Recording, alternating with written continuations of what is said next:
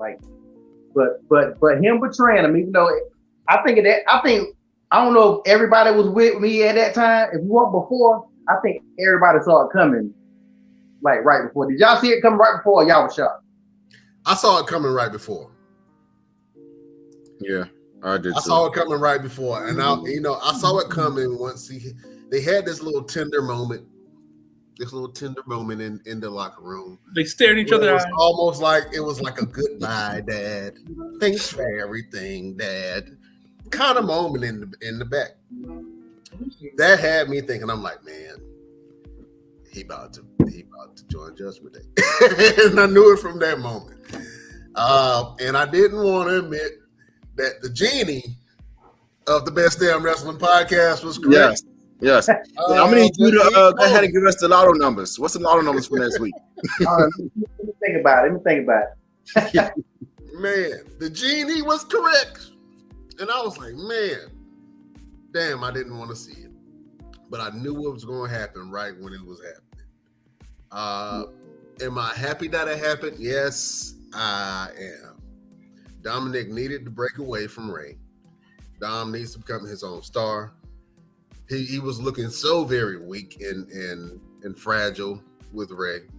And I think Judgment Day kind of gives him the muscle that he needs to really shine and become a star. I'm excited to see where their tag teams kind of split within Judgment Day. Is it going to be Finn Balor and Damian Priest, or is it going to be Dominic and Finn Balor?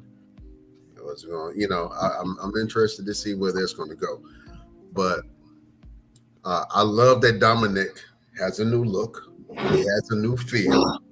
I think he might try to adopt some of Eddie Guerrero's mentality. Lie, cheat, steal. Eddie Guerrero in China all over again. It really is. I looked at him, and we joked about it last podcast. We was like, oh, the whole dominatrix thing, that's real. They putting it into storyline for some reason. Yeah, Mamacita. You know what I'm saying? The China and Eddie Guerrero's. If you haven't seen that storyline, go back and watch it. But that was probably one of the most memorable for me of Eddie Guerrero and China. It really brought a softer side to China. It really brought fans to love China a little bit more because China was almost looked at as a dude. Let's be honest. Grown man. She was a grown man with hair, but she was dominating the women's division. There was no one who can stand with China. China was the Intercontinental Champion. Twice. She was throwing men around. So, Rhea has that same feel, same demeanor, with a darker character, and I love it. So I'm excited to see what they go with this. They gotta stop making Edge look weak though, because they making Edge look weak. No, I don't like that. I don't like what they're doing. Actually, Edge and Ray both. With Ray, he's begging and pleading like that. I don't. They gotta fix that because they killing me with Edge. They're killing the Edge right now. Edge looks elderly. That's the only way I can put it. Edge looks super elderly. I feel like he's on his way out. Thank you, Edge. He's given us some really great moments. Some really great he gave us Judgment Day. You know what I mean? So I appreciate Edge. But it's okay if you step away, man. It's all right. Not like that though. You don't want to see Edge leave like this. If he gonna leave, not like that. He got to have a farewell match.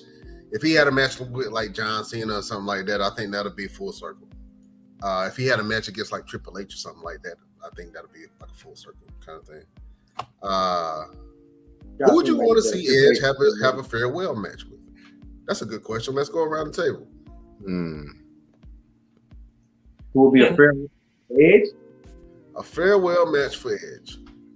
Who would you think would be the perfect opponent for Edge in a farewell match? I would like to see him and AJ Styles. AJ Styles? I think they could put on a great match. They probably, if they could build a good story behind it. I'm talking about match wise. I think that would be a great match. But if they put a good story behind it. Okay. Chef, Who do you think would be the perfect opponent for Edge to finish his career with? For him to win or lose, I'll say. Another question. I That's a whole other question. I'm gonna be honest with you. If I've been wrestling my whole career, I do not want to go out losing to somebody. I don't care what old folks. They can call it passing the torch. They can call it looking out for the young man in the locker room.